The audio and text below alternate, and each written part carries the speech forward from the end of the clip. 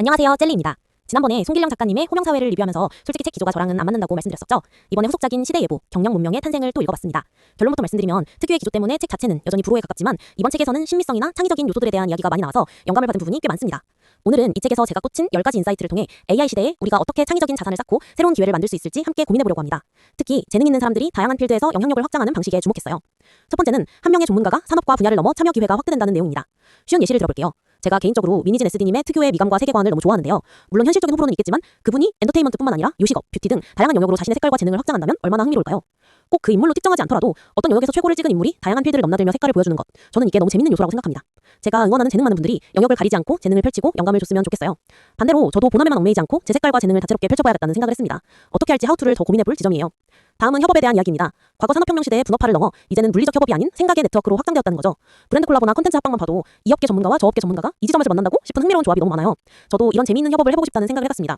예를 들어 저는 인디 브랜드를 운영하고 있는데요. 저희 제품이 파우치랑 어울리는 요소가 있어 예전부터 파우치 브랜드와 협업하고 싶은 마음이 있었는데 인지도가 낮아 거절당한 경험이 있거든요. 요즘 다시 하면 어떨까 싶어요. 핵심은 과하게 트래픽을 모으는 것에 초점을 두기보다 내 색깔과 역량을 펼친다는 점에서 다양하게 시도해볼 수 있겠다는 겁니다. 방향성만 잘 설정하면 무턱대고 거부할 요소는 아닐 수 있어요.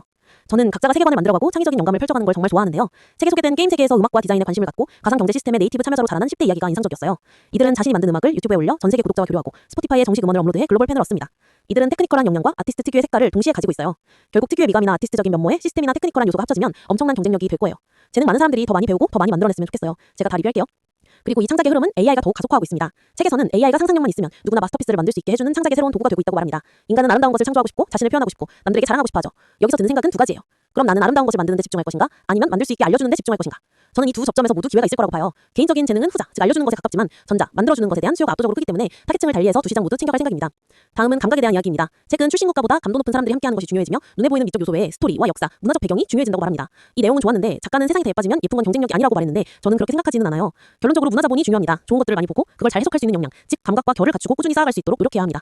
이 부분은 제가 요즘 정말 많이 공감하는 부분이에요. 단순한 효율이 아니라 효율은 기계가 제일 잘 내니까요. 쌓아온 역사와 감도 높은 취향이 소비된다는 것은 삶의 양식 자체가 상품이 되는 단계를 의미합니다.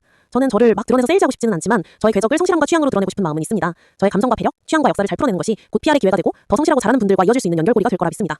그리고 책은 상대와 나에게 온전히 집중하는 몰입이 사라지지 않을 것이라고 말합니다. 전작에서 AI가 시간을 줄이면 인간은 시간을 채워야 한다고 했죠. 이 몰입이 그 핵심입니다.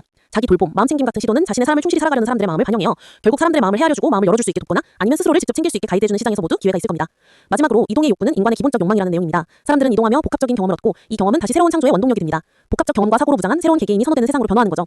정말이지 재능 많은 사람들이 더 많이 경험하고 더 좋은 것 재밌는 아웃풋 만들어내고 돈도 많이 벌고 그 자본력으로 또 재밌는 걸 창조해냈으면 좋겠어요. 영감이란 무엇인가, 창조란 무엇인가를 많이 생각해보게 된 책이었습니다. 여러분은 이 책에서 어떤 영감을 얻으셨나요? 여러분이 만들고 싶은 경영 문명은 어떤 모습인가요? 댓글로 함께 이야기 나눠봐요. 구독과 좋아요, 알림 설정 잊지 마세요. 감사합니다.